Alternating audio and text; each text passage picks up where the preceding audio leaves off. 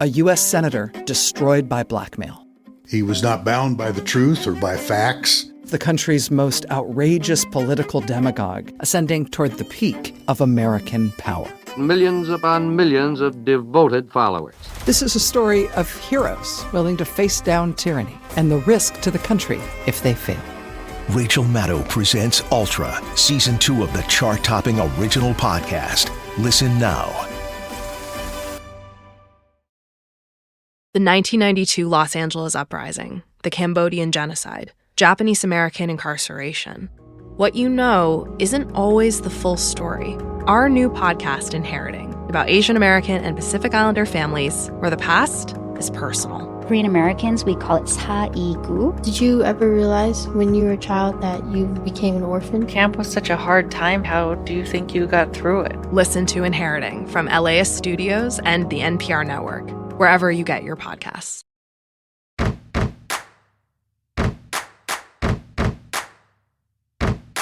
Hello and welcome to Immigrantly, the podcast where we delve into the rich tapestry of immigrant experiences and the diverse stories that make up the American mosaic. Today, I am so excited to have Emily Kwong with us, a dedicated journalist and storyteller known for her exceptional work at NPR. Emily has reported on a wide range of topics from climate change and science to human interest stories that illuminate the diverse experiences of immigrant communities. Her insightful reporting and ability to capture the essence of the human experience have earned her recognition and admiration in journalism. I've been listening to her new podcast, Inheriting, about Asian American and Pacific Islander families, which basically explores how one event in history can ripple through generations. Like Japanese American incarceration, or the Third World Liberation Front, or World War II in the Pacific Islands. To be honest, I find myself nodding at what Emily is saying or asking her guests. It's like sitting with her in a living room. The connection I feel to these stories is so strong, and I am so excited to talk to her about one particular story that she covered of a Muslim family. Her stories show passion for uncovering the nuances of identity, culture, and belonging. And I can't wait to dive into her journey, inspirations, and the lessons she's learned along the way. So let's get started.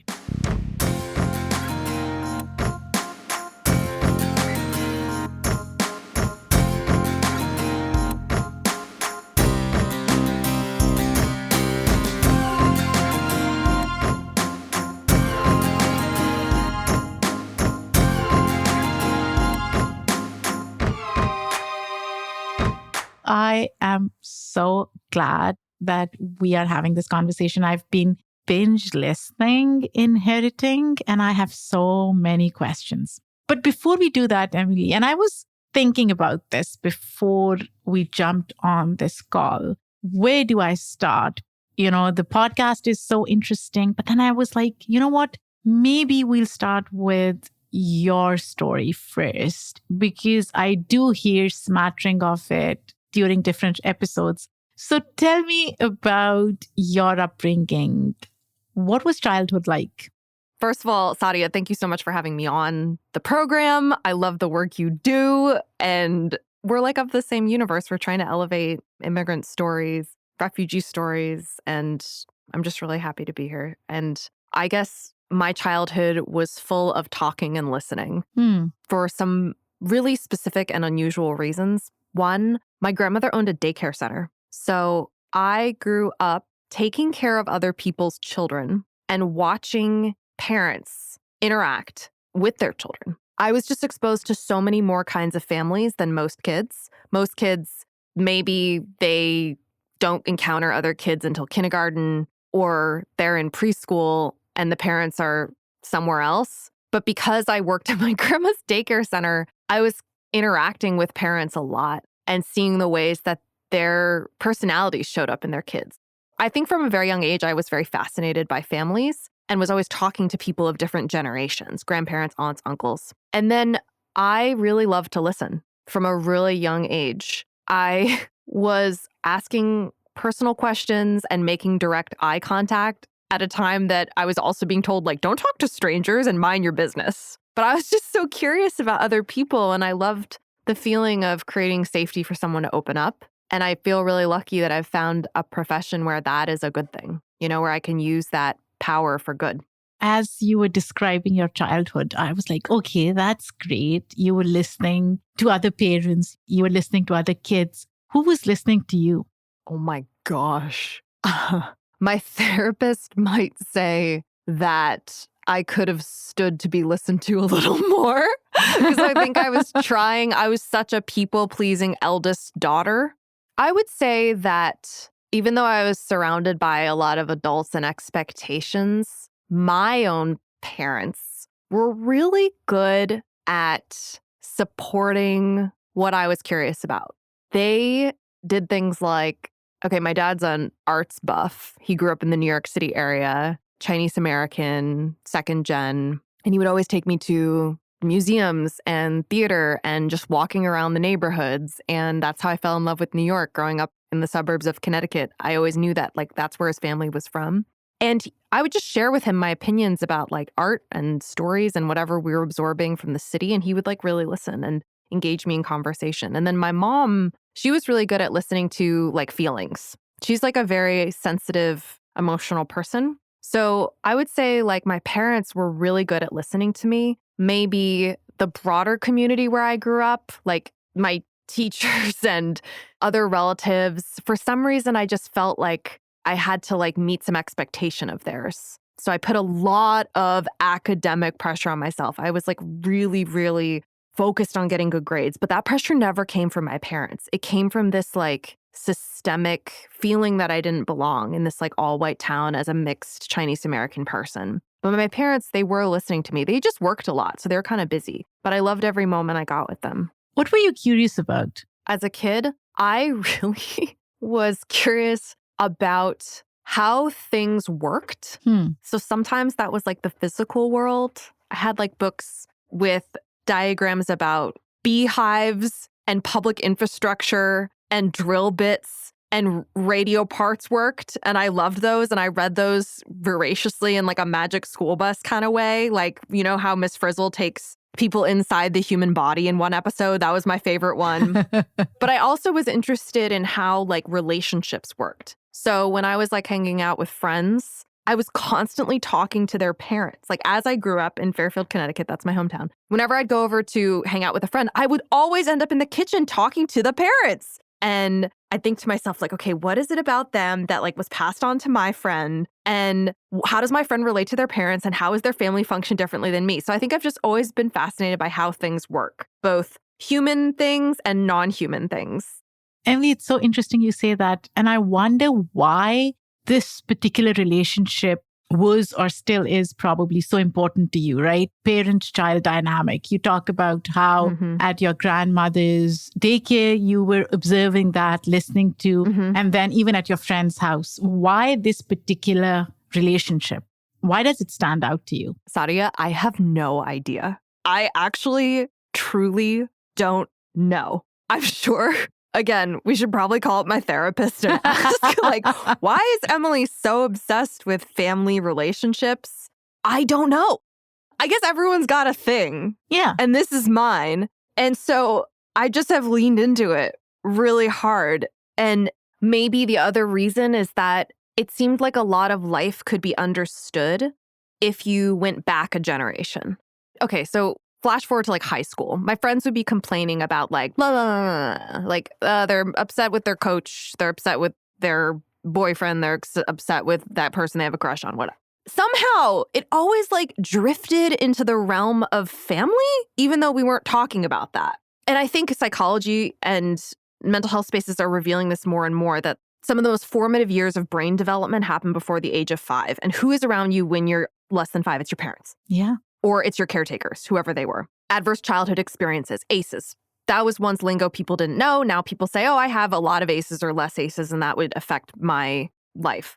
I think there's been this like recognition as a society that childhood, but by extension, family, has a massive and outsized influence on people's lives in a way that we have not fully appreciated. And I think I intuitively figured that out as a kid. I was like, wait a minute. So as I'm trying to understand the world, if I don't understand how someone was raised, I don't fully understand them. And there's been so many times when I would have like beef with someone or be angry at them or be like, God, they're so, oh. And then I learned something about how they were raised and I was like, oh, all right, I get what's happening. Yeah, that's an interesting connection because you're almost empathetic towards somebody else because you know their family dynamic in a way. Yes. Interesting. And I think I'm a person who like aims to understand rather than be understood. Whether I'm understood or not, I really don't care. Oh, wow. Because I am a middle child and I'm always... That's why you're so even-keeled and calm. No, I'm not calm at all, Emily. In fact... You're not calm. Oh my gosh. I'm a different person when I'm interviewing people versus when I'm with my family. I feel like revelations. I am anxious and I feel like I don't fit in. Oh. I have an older sister, a younger brother, and I literally feel sandwiched. And I feel like, okay, they have strong personalities in a way, especially the family dynamic that has evolved over the years is so perfect with both of them versus me because I'm still discovering my relationship with my parents because I feel like I was always this one kid who my parents weren't really paying attention to, although they love me dearly and I know that they do. But it was always like, okay, she exists in this universe, but the older and the younger were more where their attention lie. And I know if my parents listen to this, they'll be so pissed. They are Asian parents. They won't appreciate this. This is my therapist talking. I love that our therapists have entered the chat. Yes. The thing is, it's interesting how, our families and our relationship with them really influences our relationships with the outside world, outside our familial connections, right? Yeah. How do you see that play out for you? Well, I think that against my will, but because our team and my editor told me to, I explore that on an airing. Like, I am not a memoirist in any way. My background is in public radio journalism, audio. I don't even know what to call it these days. It's changing so much. Podcaster. But, for the past 10 years plus, I've been interviewing other people about them and really decentering myself. And I realized pretty early on that inheriting would only resonate with people if I was open about myself. And so if you listen to the show, pretty much from episode 1 on, I'm weaving in these personal revelations and stories. And I think that I get the most into it in episode 5, which is called Leah and Japanese American Incarceration. Her words jerked me back to when I was 17. My mom was sitting at the end of my bed as I was trying to explain to her how I truly couldn't get up. How it felt like all the marrow had disappeared from my bones. My mind was stumbling between numbness and suicidal thoughts. So each of our episodes is about a person and an event, and we're making the past personal in that person was shaped by that event irrevocably and is exploring that through the storytelling. And I'm helping them. I'm like facilitating conversations. But in Leah's episode in particular, I talk a lot about my mental health, my mom's mental health, how me and my mom's mental health has echoed each other, how it drove us apart, how it brought us back together. And I think that like my capacity for hard conversations comes from this like lifelong need to understand like where my depression and anxiety comes from, where certain instincts I have. Like when life gets hard, I want to go to sleep. Where the hell did that come from? I felt like such a freak. When I was like younger, I was like, why do I just have this intense urge to go to sleep? And it's more than puberty. It's more than being a teenager. It's like there's something profoundly in me that's like the only safe place is to do nothing and to sleep. And it wasn't until I really started to see some of these behaviors in my own mom who has panic disorder, who lives with depression, that I was like, oh, all right. And in as me working through that in our relationship, it shows up as like, okay, I have to sleep sometimes, but I don't get so mad at myself about that. I'm like, oh, that's just me. I got to work with it. Like, that's my flow. Sometimes I just quit and fall asleep. And how can I stop beating myself up when that happens and get back up again and say to myself, like, that was just what your executive functioning needed. You needed to have a little depressive episode for a weekend to 2 weeks. That's just your flow. And it's what gives you the power to hold space for like some of the hardest things. Like those things cannot be separated. These gifts your mother gave you, this curse your mother gave you, they are one and the same. They're two sides of the same coin. I like the way you frame it. And you're right. I've listened to a few episodes of Inheriting, almost all, I believe. And I have seen that evolution. Initially, you sounded more cautious in how much you shared about yourself. And the conversation was really centered around conversations that were happening between different folks. And then in this particular episode that you mentioned, you do talk more about yourself. And I wonder why this particular episode, why did you choose that? Excellent question. Wow. First of all, thank you for listening, because I do think this podcast is kind of an emotional marathon. And I was so worried about putting this out there in the world when like life's hard enough. But I'm also like, sometimes diving in deeper is what makes it easier. But the reason is really simple. This episode, Leah and Japanese American incarceration, it deals the most directly with mental health conditions and epigenetics. So Leah, her father as a 2-month-old was shipped away to Manzanar Relocation Center in the middle of the desert with his whole family. His father was arrested and put in a prison camp, was not a spy for Japan, but the whole family, along with 125,000 other Japanese Americans, was incarcerated during World War II. Her father's no longer alive, but she believes that the trauma that her dad, all his siblings, his parents, and then the trauma her mom's side of the family, also Japanese American, experienced in this 3.5 years of incarceration shaped her mental health. And we now know from research that people who were incarcerated under Executive Order 9066 experienced much higher levels of avoidance and detachment later in life. Those are symptoms of PTSD. Whether they were diagnosed or not, the markers were there. And we know from the newer-ish science of epigenetics that trauma in one generation can affect the generation below it that didn't experience directly the traumatic event at all. And that's because chronic stress and violence can leave actual marks on your genes that influences how they are read. Our environment can change our genes. We didn't know this. And so I was like, wow, if there ever were a place to talk about mental health explicitly, it's this episode. And the other reason I talk about myself so much in that episode is that Leah Bash and I just clicked on this topic. She was the one I talked to about the most with my mom. Actually, can I read you a text message from her? Absolutely. Oh my gosh, your stories about your mom. You were so vulnerable. I'm so glad you felt comfortable sharing them in the episode. And I said, Leah, I could not have done it without you and your courage too. And she wrote, you're so welcome. I'm so glad we had the courage to do it together. I feel like we both helped each other talk about our parents and our mental health. Leah has bipolar disorder. I have anxiety and depression. We both were able to talk about that really openly on the show together.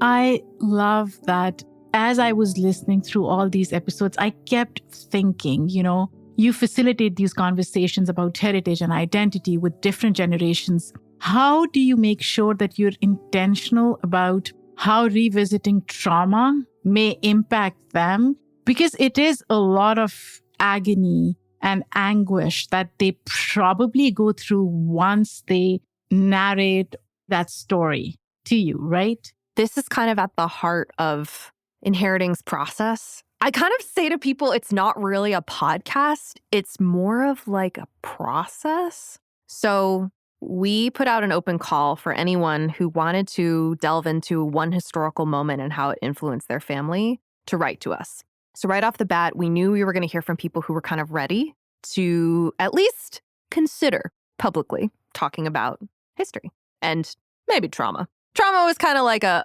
bedfellow of this whole podcast. Pretty quickly, we hired a consulting psychologist to advise our team. Her name's Sherry C. Wang. She's incredible. We also had a training with the DART Center. They are kind of one of the leading voices in trauma-informed journalism.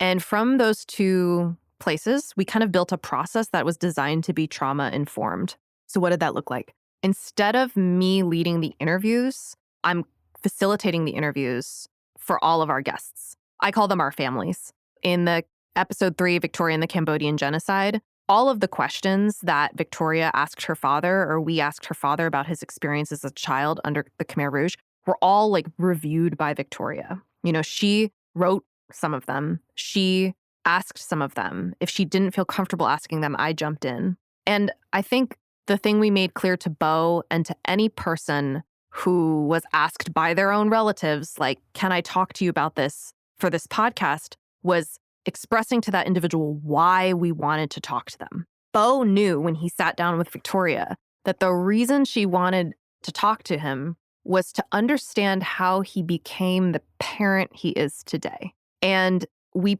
pre-interviewed with everyone too. So like off mic, we had a conversation with Bo where we really asked him, do you want to dig into these memories? Do you want to go there? Are you sure? Because when I got Victoria's pitch, I was like, there's no way her dad is going to want to talk about this. This is so unbelievably. And we were wrong. He did want to talk about it for his daughter's sake because of what she wanted to know. But also, as is revealed in the episode, if you listen to it, Bo says, thank you so much for listening. It's really important for me that your generation and humanity itself understands things like this. The most unspeakable, difficult things. And you know, in every one of our episodes, there's like an epilogue to let you know how people are doing ever since the conversations, the facilitated conversations.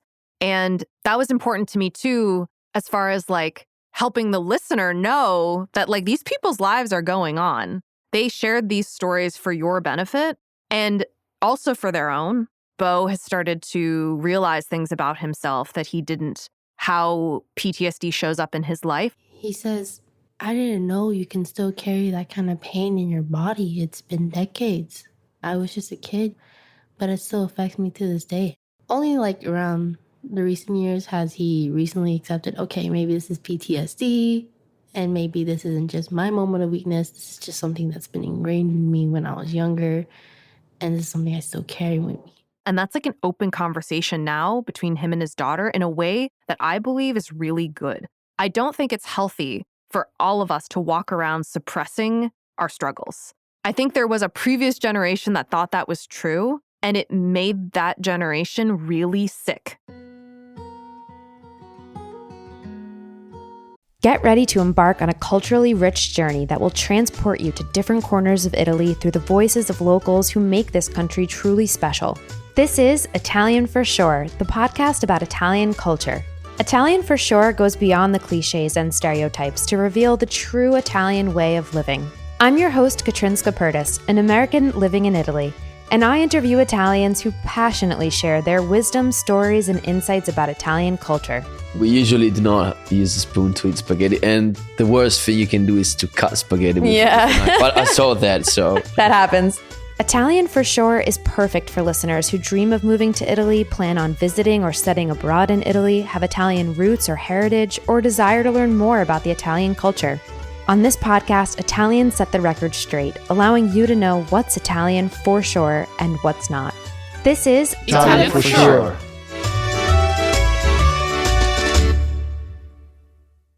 This is the moment. The Bachelorette is back. And the power I'm gonna fall in love. is in Jen's hands. And I'm gonna do it my way. ABC tonight. Everything about her is great. I feel so special. Jen's looking like a queen. My men are very, very hot. Someone call 911. You are looking so fire. This is the beginning of a new era. The Bachelorette season premiere tonight, 8/7 Central on ABC and stream on Hulu.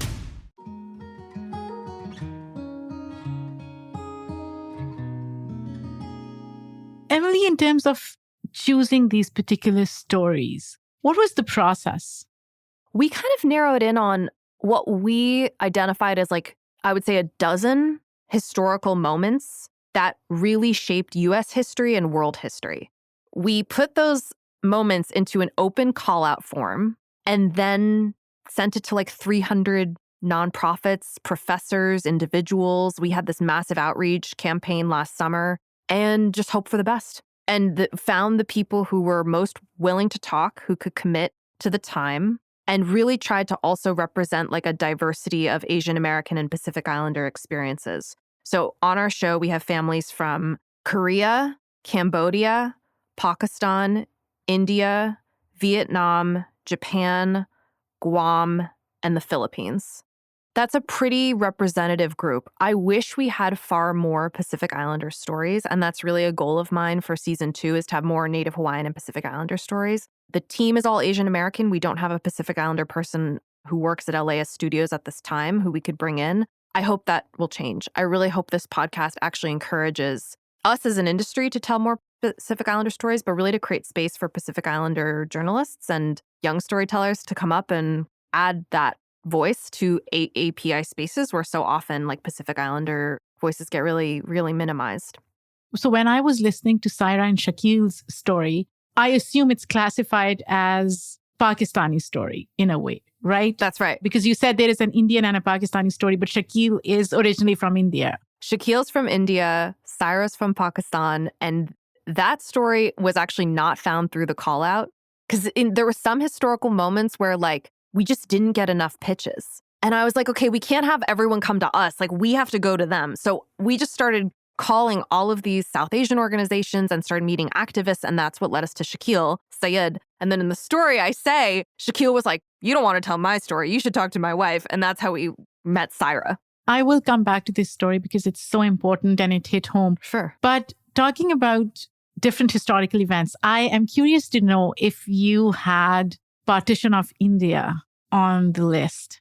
Oh my gosh. It wasn't in the call out, but in my dream version, I wanted to talk about multiple historical events in a single episode. And in that episode, Shakil and Saira and 9/11's impact, we talk about partition briefly. We talk about the Bosnian War and genocide briefly. We talk about 9/11, and we talk about Israel and Gaza and Palestine. We talk about so many things that have touched the Muslim American community. And I think that's because Shakil and Saira, you know, they're older. They're going to be like, Emily's calling us old on this podcast. But like, Shakil's been doing activism for so long. And it's such, through his life, through Saira's life, it's such an opportunity for our generation, a younger generation, to really learn like all the forces that have driven people here over time that have affected them even so in the US. It wasn't on the list. It was like a hoped for thing.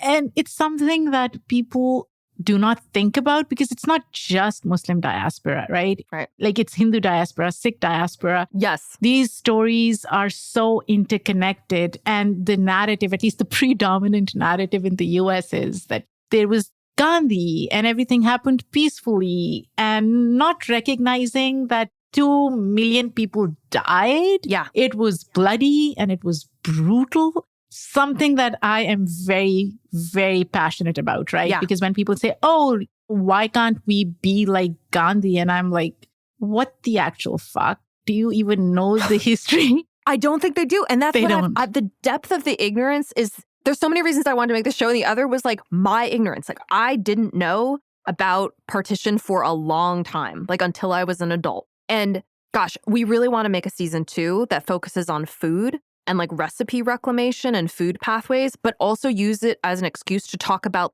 the other 6 histories we didn't get into and the 36 after that. Like this is an open call for anyone. Honestly, you know, if we get funding for season 2, we could do a whole episode just about partition itself. And my dream is that we can like make a show that really like spends time with all these events in a really deliberate way. When you need mealtime inspiration, it's worth shopping Baker's, where you'll find over 30,000 mouth-watering choices that excite your inner foodie. And no matter what tasty choice you make, you'll enjoy our everyday low prices, plus extra ways to save, like digital coupons worth over $600 each week. You can also save up to $1 off per gallon at the pump with fuel points. More savings and more inspiring flavors make shopping Baker's worth it every time. Baker's, fresh for everyone. Fuel restrictions apply. How do you ensure that your personal bias does not influence stories that you report? How do you confront and overcome bias in how you're telling these stories? So I'm a science reporter for NPR's shortwave podcast, which is where all my epigenetics knowledge first came from. I know from my other job that everyone has cognitive bias. It's like a shortcut pathway for our brain to keep us safe. And some of those biases, many of them, are totally unfounded. We see a person who's black or brown and we assume something versus someone who is white or light-skinned. How to disrupt those pathways is by being like really deliberate, like really being honest about your bias. And I think that one of the best ways to do that is to really be honest with yourself about like what you don't know.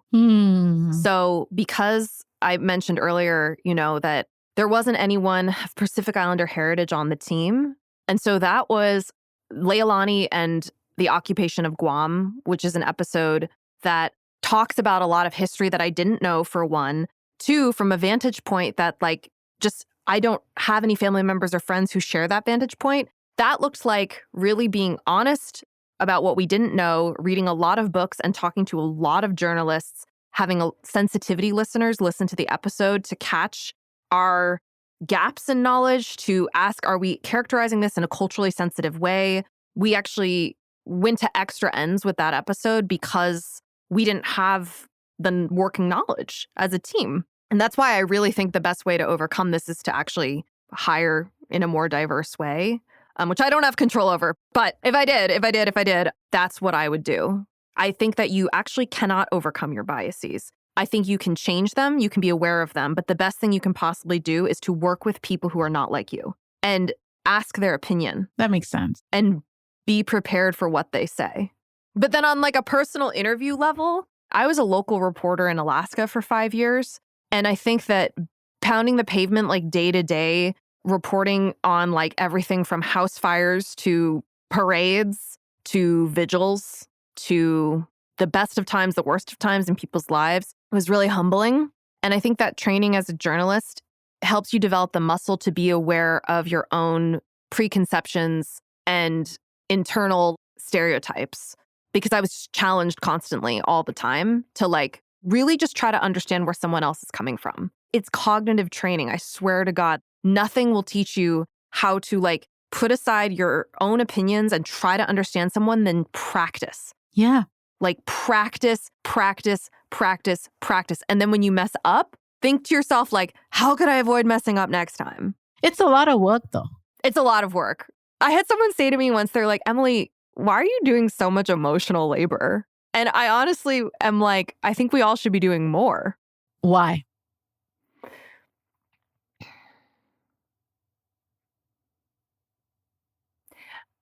I think in our like soundbite fueled echo chambery society, we're all really focused on like, am I being heard? Am I being understood? And how does this thing coming from outside make me feel? People are like, oh my God, that's not for me. That is for me. And they make like knee-jerk reactions to stuff, like and don't like lists. Ugh. I don't know. There's something about that is so self-centered. And it's kind of another kind of emotional labor, but it's so focused on yourself.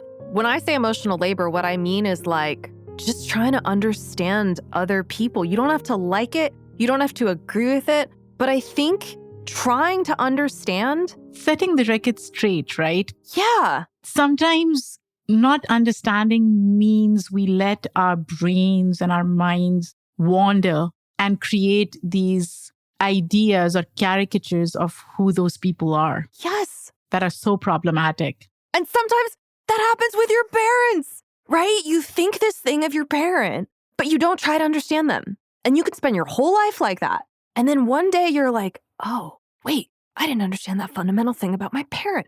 And it may not change your opinion, but it might just soften the edges. And that changes everything. I grew up in Pakistan, so the default setting was to always understand your parents in a way where you almost revere them and they're sacrosanct. So you don't question them as much. Yeah. And that's where the dichotomy lies for me, because when I look at my daughters and they question me on every single thing, I'm like, what the hell is happening here? And I feel like being a kid of South Asian parents and being a parent of American kids, I think it's the worst thing that can happen to you because like nobody gets you. nobody gets you. Yeah. It's such an interesting juxtaposition of emotions and ideas of familial dynamics and this kid-parent relationship. It's so different. My relationship with my parents versus my relationship with my kids, it's so different. Do you think your kids, because I think there's a difference between revere and understand. There's like, oh, the suffering of my dad and mom, they're making it abundantly clear how they suffered. But that's not the understanding I'm talking about. I'm talking more about like the things they don't want to admit to you, that they hide. Yeah. That's what I mean. It's the stuff that they're not putting out there. Like when you know it, you're like, oh. And that's cool you're sharing that stuff with your kids and being more of like vulnerable with them. The interesting thing is I've lived in the US for 20 years. So I want to preface it with, I've also evolved in my relationship with my parents. I do want to ask them more questions. I do see them as flawed humans, more flawed than when I saw them growing up or even in my 20s. And it's okay if your parents are flawed. But at the same time, you're right. We do have these heated discussions, especially with my kids, about respect, disrespect, language, vernacular. And I'm learning to unlearn a lot of stuff that was taught to me about what that dynamic should look like. And being a middle child helps because I was always this rebellious kid who pushed those boundaries. So I guess the transition is easier for me than probably my sister, who's always and still is this perfect eldest daughter who could never do anything wrong. So I guess that dynamic is really interesting.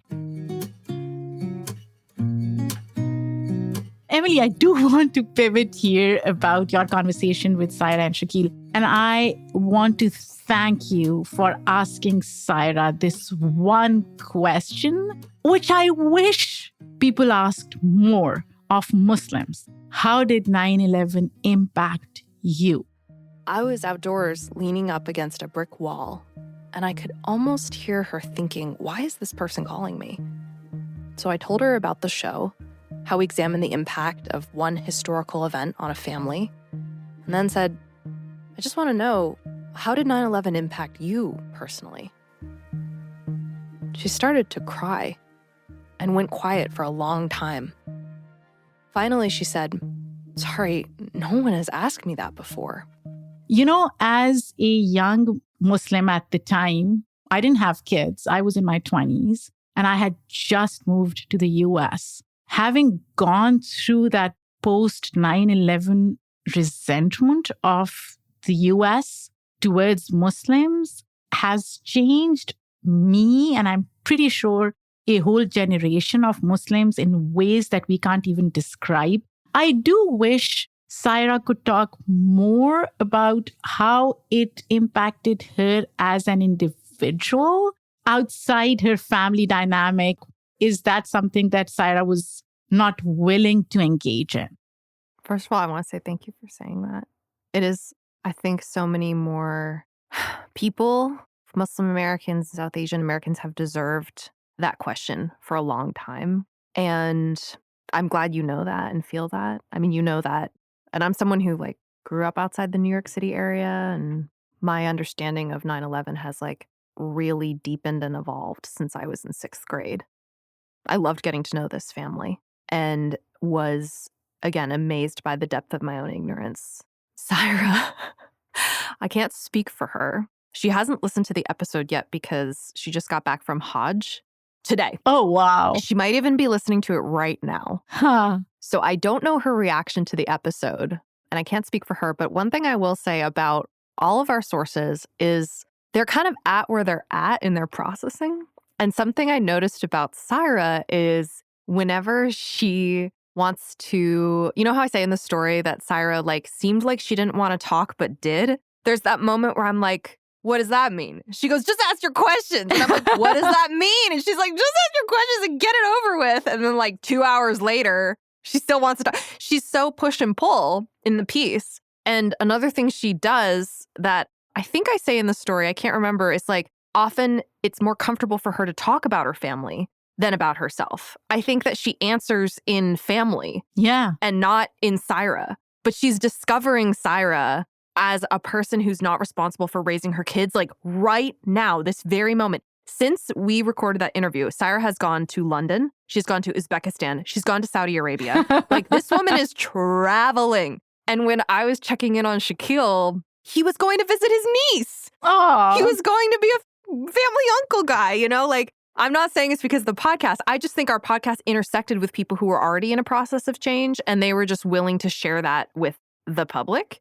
And that's cool. Yeah, even until the very end, I was like, Saira, talk to Emily about how it impacted you. And that was probably me drawing on my experiences. Mm-hmm. So I'm so glad that you had that conversation, because even to this day, Emily, we see this, right? Mm-hmm. It's so easy to vilify Muslims because the dehumanization that started before 9/11, we're seeing it play out in what's happening in Palestine right now, right? Yeah. It just doesn't matter, no matter how enlightened you appear, educated you appear, whether you wear hijab or you don't wear hijab, whether you are integrated or not, your humanity just doesn't matter to the American public in general. So I am so glad you brought it up, because we need to have more conversations around how Muslim diaspora has dealt with being traumatized, terrorized by something that happened 22 years ago. It was horrific, no doubt. It was horrific. But it's impacted Muslim diaspora in ways that people cannot even fathom.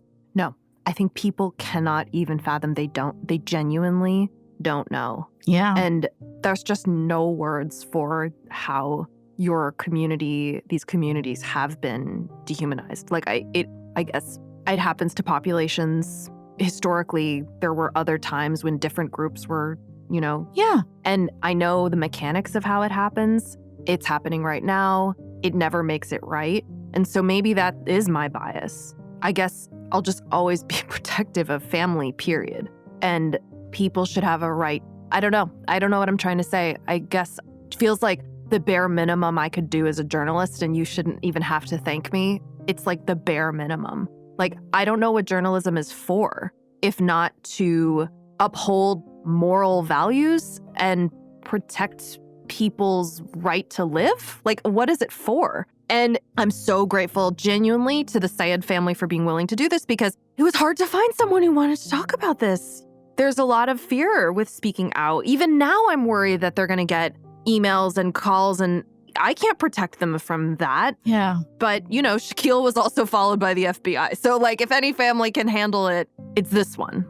I felt so almost vindicated, right? I felt like she is acknowledging the trauma, the terrorization, and the humanity of Muslim existence, right? Because when you're asking Muslims this question, you're really recognizing their humanity, which, again, look around us, we don't see it. It's so easy for American public to wipe that out. And they do it time and again. It was happening in post 9/11. It was happening in 2016. It's happening today. It was happening before 9/11, to be honest. Mm-hmm. But just recognizing that and looking at Muslim identity beyond those reductive descriptors, it's such a low bar, right? It's such a low bar. It's like, it's such a low bar. We have so much to be ashamed about, like media. I mean, I don't speak for journalism, but yes. Can I shout out a podcast you might enjoy? Yeah. Anisa Khalifa hosts this incredible podcast called Muslim in Plain Sight that's about growing up in the shadow of 9/11. She co-hosts it with her friend Khadija Khalil. That's a really great listen. It's one of the few podcasts I've ever heard about being like a millennial in the aftermath of 9/11. But you're right, there's like nothing. And they're speaking from like a personal experience, whereas like journalism, this is not how it's been covered. On a lighter note, if you could create a visual or artistic representation of inheriting, what would that look like? Sadia, this is the most unbelievable question. There's this incredible illustrator named Brachita. art. She makes these really beautiful watercolor illustrations. She herself, I believe, is Asian American. And there's this incredible one called Generational Trauma Healing that it's of a family tree, and the trauma is depicted as blood. Let's just say it's depicted as red paint, but it's blood-like, and it's like trickling down the branches. And then there's these like blue lines of healing. Oh, wow. At different levels of the tree. And some of the trauma like makes it to generations further down, but some of it doesn't because the healing literally stops it. It dissipates. It dissipates. So yes, you're connected to people, biologically speaking, but that doesn't mean it's a foregone conclusion you'll become them. Yeah. And I think so many more families, immigrant families, refugee families, indigenous families, Black families, they deserve to heal. Why can't media be about that too? Yeah. Why does it always have to be about the who, what, when, where, why? Why can't it be about how things feel and how we heal? Why is that not a legitimate form of journalism? So this illustration, to me, I have not told Brachita this, but this to me is like the best visual I can think of when it comes to what inheriting is like. It's that you get to choose. So in the end, if you were to define the United States of America, oh my gosh, in a word or a sentence, this question, the dreaded question. I should have prepared an answer. All that comes to mind as a single word is unlearning. Oh my gosh, yes. We have told ourselves our history in a few ways, but in order to be truthful, we have to really unlearn those ways. Absolutely. Emily, this was so good. I am so glad that you and I had this conversation. I'm grateful to you for even creating these spaces because they are very rare, and I hope more exist after us.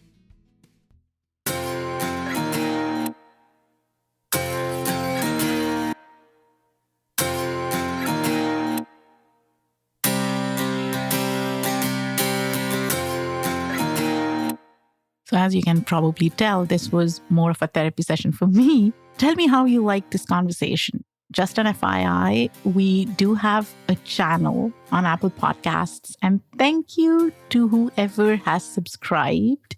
We really appreciate. If you guys haven't, check it out. You can simply subscribe and get all our different podcasts ad-free. Thank you for spending this time with us. Don't forget to come back for these important conversations. This episode was produced by me, written by me, Sadia Khan. The editorial review is done by Shay Yu. Our editor and sound designer is Hazik Ahmed Farid. Our theme music is by Simon Hutchinson. Other music by Epidemic Sound. See you next week. Take care.